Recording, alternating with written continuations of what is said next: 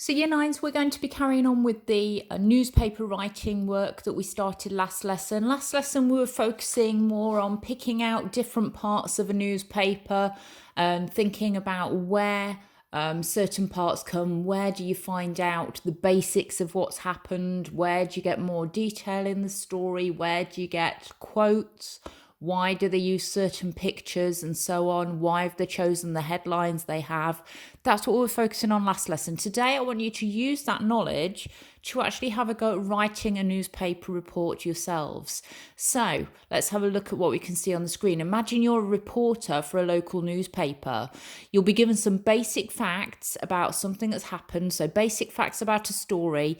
You must now gather more information to write a front page story. So you're imagining you've got the job of a reporter in a newspaper, you're given some basic facts, you've got to find out more about what's gone on. Imagine you've gone out, you've found out more detail, you have interviewed people, think about who you would want to interview.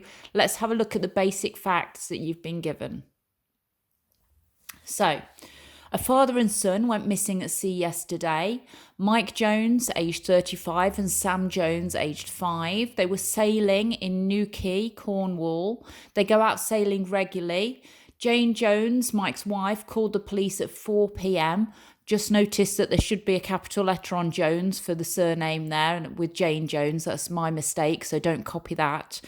Search and rescue started at 5 p.m. They had to stop at 8:20 p.m. as it was too dark. The sea temperature was -2 degrees overnight, and the search will resume at 7 a.m. So they're the basic facts that you've been given. So you're probably going to want to go and interview some people, find out more detail about what's happened, so that you can write this front page newspaper report. Obviously, those basic facts are just written in note form, so you will need to put them in full sentences, full paragraphs. Think back to the newspaper reports that you analysed last lesson. Think about how they were written. Let's just have a look at some more information here. Lead paragraph then. Remember that first paragraph tells us who, what, why, where and when. A father and son were missing last night off the coast of Newquay. They were last seen at 3:25 p.m. in their dinghy. Okay, so it tells us who, a father and son. It tells us what, they were missing off the coast of Newquay, where, Newquay, and when, last night, and they were also seen at 3:25 p.m. So we've got who, what, where, and when in that lead paragraph. So things that you'll need to focus on here. You'll need to come up with a headline. You need a lead paragraph. You can use the one that I've just given you if you want to, or change it around a little bit, but we need to find out in that lead paragraph who, what, where, and when. It's only going to be a short paragraph. The next few paragraphs give more detail, so think about the extra detail that you would have found out about it as a reporter. You can make up those details.